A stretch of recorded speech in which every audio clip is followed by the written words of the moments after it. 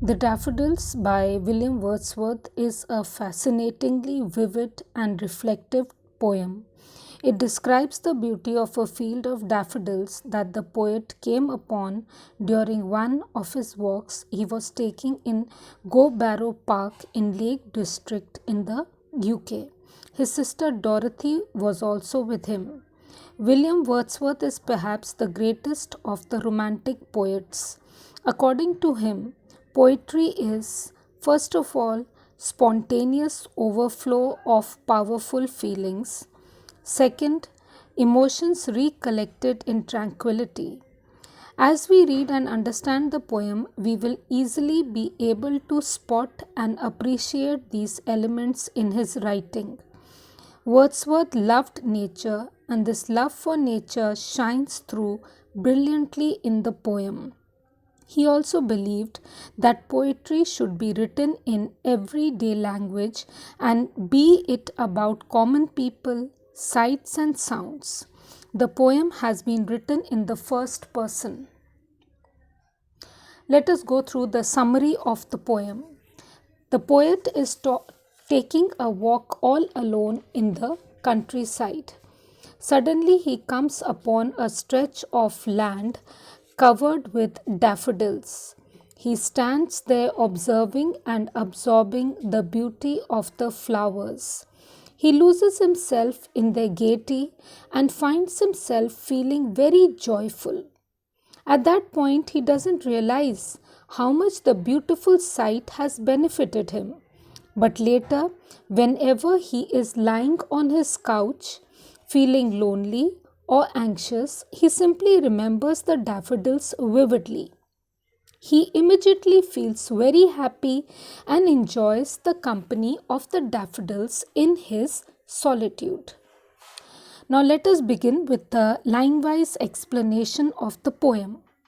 I wandered lonely as a cloud that floats on high o'er vales and hills, when all at once I saw a crowd, a host of golden daffodils, beside the lake beneath the trees, fluttering and dancing in the breeze.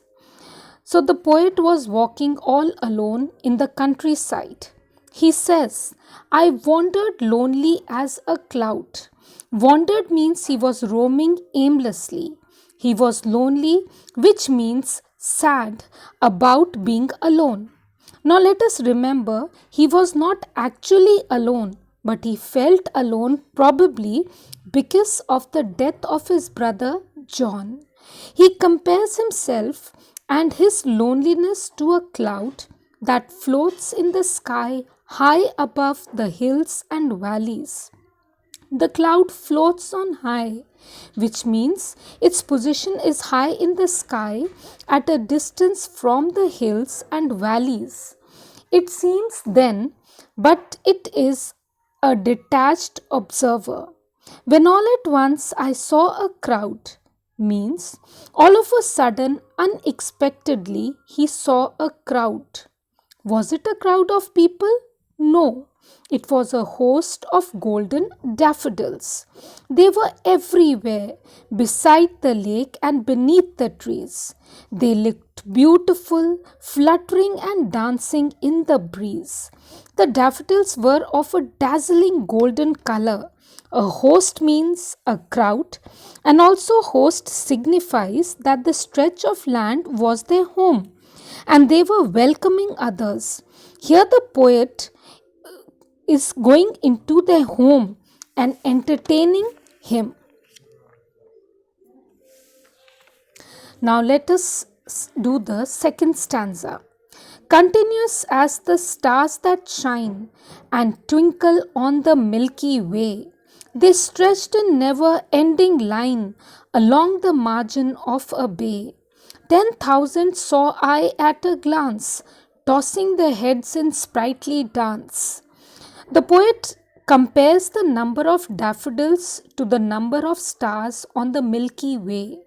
He says that the daffodils appeared as continuous and indistinguishable from one another as the stars that shine and twinkle on the Milky Way. This comparison creates a sharp contrast between the poet's lonely state of mind in the first stanza and the daffodils that are many in number and thickly clustered in close to each other, just like the stars in the Milky Way. Also note the difference between shine and twinkle. Shine means that the stars give out a bright light, and twinkle means that they give out a light that changes constantly from bright to faint. Thus, the stars in the Milky Way perform a symphony in their own way by shining and twinkling continuously. In the same way, the daffodils also appeared continuous. They stretched in never ending line, which means, as far as the poet's eyes could see, they kept on appearing in a never ending line along the margin of a bay. A bay is the boundary of the lake. The poet then says, in just one glance, he could see 10,000 daffodils dancing enthusiastically and tossing their heads together in enjoyment. Now let us begin with the third stanza. The waves beside them danced, but they outdid the sparkling waves in glee. A poet could not but be gay in such a jocund company. I gazed and gazed, but little thought what wealth the show to me had brought. The waves beside them danced, but the daffodils outdid the sparkling waves in glee. Along with the daffodils, even the waves that were beside them were dancing. Since the sunshine fell on the water, the waves were sparkling. They were also sparkling with happiness. But the daffodils performed better than the waves with their happy dance. A poet could not but be gay in such a jocund company. Poets are highly sensitive to beauty and emotion. This is why Wordsworth says that in such a jocund company, a poet could not stop himself from being happy. It was impossible to be lonely and sad any more. The poet stood there for a long time gazing, looking fixedly at the daffodils, absorbing the beauty and happiness. At that point, he did not even realize what riches he had actually got from the show put up by the daffodils. Now, coming to the last stanza of the poem. For oft when on my couch I lie in vacant or in pensive mood, they flash upon that inward eye, which is the bliss of solitude. And then my heart with pleasure fills and dances with the daffodils. The last stanza reveals the everlasting impact of the daffodils, which the poet had not fathomed when he was actually looking at them in the countryside. He says that he very often finds himself lying on the couch, feeling lonely, void, and anxious. It is at this time that the daffodils flash, which means they appear suddenly and brightly in his inward eye, which means the mind's eye or the memory or imagination.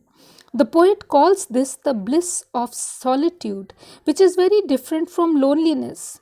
When you are lonely, you crave for someone's company, but solitude is when you are by yourself and happy with your own company.